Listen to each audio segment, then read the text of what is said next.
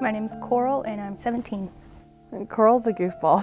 He's looking back at her pictures and she's always just had this great smile on her face, and she's a free spirit. Determined, driven. You're lucky enough to have Coral call you a friend or say she loves you. You should feel pretty special. She was a sweet girl. She's still really nice. She's the strongest person I know. I had this rash on my legs and my feet, and I thought it was like a heat rash because I was always outside. And it was my brother's graduation and we had his party at a park. And then I started to get like a cold. I had an earache, so my mom took me to the doctor so I can go to work. So I had antibiotics. And then they looked at my leg and they told me that I need to go get blood tests because it was a blood disorder. And so we went, and then I went to work that night. I wasn't even working for a full hour and they came back and told me we needed to go to the ER.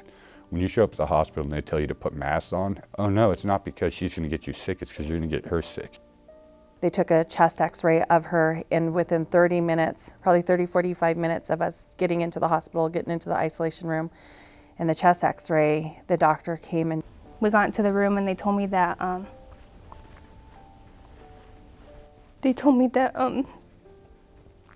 had leukemia and that they were gonna fly me to Oakland that night.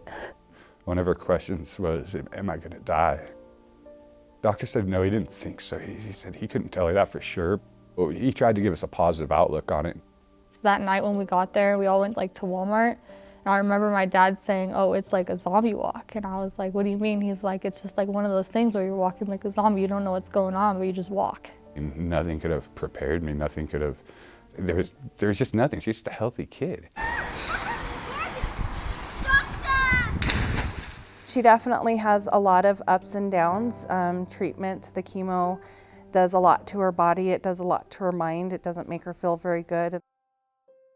One of my girlfriends that I worked with told me about Make-A-Wish and had asked if I had signed Coral up. We found out that she did qualify. That's what I know Make-A-Wish does for kids. It gives them smiles. I know that. It gives them some smiles with hope attached. Well, I love the ocean, and I've never swam with dolphins before, so I know that's what I want to do in one of them. I chose to go to the Bahamas because I've never been out of the country and I've never been there, and I've read online and I've seen like pictures and videos, and it just looks really fun. It's the fun part in all of this. You know, we don't get very many exciting things to talk about.